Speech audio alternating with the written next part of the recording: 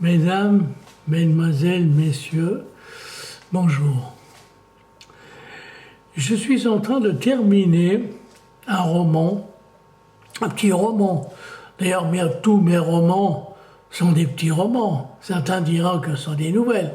Je m'en fous de ce que disent les gens. Vous voyez ce que je veux dire? Je suis mon propre éditeur, en quelque sorte, mon propre éditeur. Alors si quelqu'un me dit il faut faire encore quelques pages en plus ou en moins, il faut enlever ici et ça, je lui dis va te faire voir chez les Grecs, eux sont peut-être plus au courant que moi de certaines choses. Hein. Bon, pour vous dire non, je crois que c'est une mauvaise plaisanterie. C'est vrai que moi, beaucoup d'éditeurs m'ont toujours énervé parce que il faut leur courir après, ils se prennent tous pour des gens illustres. Mais j'ai jamais vu un éditeur qui a énormément écrit. Hein. Il a publié les autres, il pense qu'au fric, hein, et il essaie de vendre. C'est un vendeur.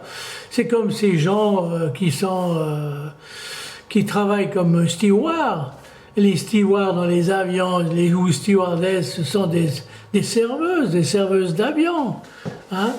Pour moi, les éditeurs, ce sont des marchands de bouquins, c'est tout. C'est des marchands. Alors, soi-disant, certains,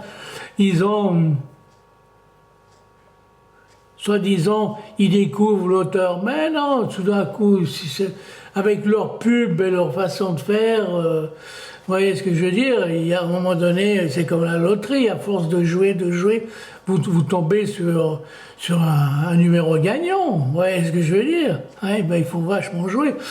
Parce que, mais bon, vous savez, il y a pas mal d'éditeurs qui ont fait faillite, la preuve, bon, bref, c'est dommage parce que c'était des éditeurs sympas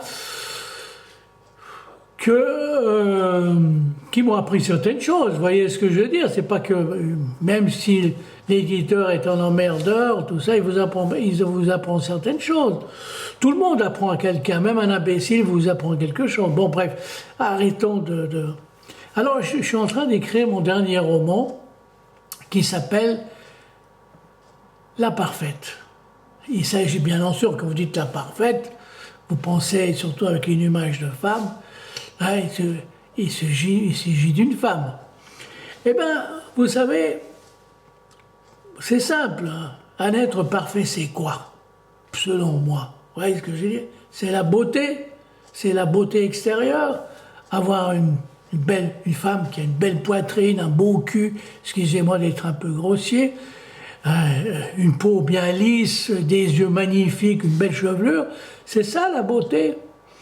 Oui, ça fait partie parce que c'est agréable pour un écrivain d'avoir une belle femme. Bon, bref. Mais ça, c'est rien à côté de tout le reste. Tout le reste, c'est avoir dans sa vie un compagnon, une compagne qui est sublime intérieurement.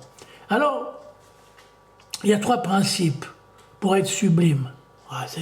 Moi, j'appelle ça des principes. Appelez ça comme vous voulez. Hein. Ouais, Jésus, il a sorti des théories à n'en plus finir. Hein, il vous dit aimez votre prochain comme vous-même. Mais il y a des gens qui se détestent. Alors comment peut-il aimer les autres si les gens se détestent? Il y a des gens qui se détestent. La preuve, tous ces gens qui se cherchent à se tatouer ou j'en sais rien, ça veut dire qu'ils n'acceptent pas leur corps. Alors vous imaginez, hein, si quelqu'un n'accepte pas son âme, hein, il y en a beaucoup. Hein, alors il commence à le tatouer, elle va faire toutes sortes de trucs. Hein. Il y a un peu de ça. Mais si vous réfléchissez bien, bon, c'est simple. Au début, cette histoire, revenons un peu sur le point. J'ai commencé à vouloir écrire un couple parfait. Mais il suffit que si un homme ou la femme est parfaite, automatiquement le couple deviendra parfait. Parce que à la force des choses, finalement, s'ils vivent ensemble, c'est qu'un va finir par influencer l'autre. Et j'espère que c'est toujours... le côté fort, le côté bon gagne. Oh ben, si c'est le diable, hein, le mal qui domine, ben alors tout le couple va en enfer, va dans la perdition, il fait n'importe quoi. Non, je vous disais que la femme parfaite. Mais qu'est-ce que c'est pour être parfait? Alors moi je vous disais, le physique, bon, moi vous savez, il n'y a pas de gens laids. Il n'y a pas de gens laids. Vous savez, il y a des gens, dans certains pays, les hommes adorent les grosses. Dans d'autres pays, les hommes adorent les squelettes, les femmes squelettiques. Qu'est-ce que vous voulez que je vous dise? C'est comme ça. Hein. Ça, c'est les goûts et les couleurs, ça ne se discute pas. Mais, cherchant le fond de l'âme, c'est l'âme qui compte. Alors, c'est simple. Une femme parfaite, pour moi, il y a 3 choses. 3 principes ça doit être inné au fond d'elle-même, inclus. Ça doit être pas inné, mais c'est peut-être inné ou... Bon, bref. Ces 3 principes. Le premier, il faut qu'elle ne mente pas. Une femme qui ment, c'est horrible. C'est horrible. Une femme qui vole, c'est horrible.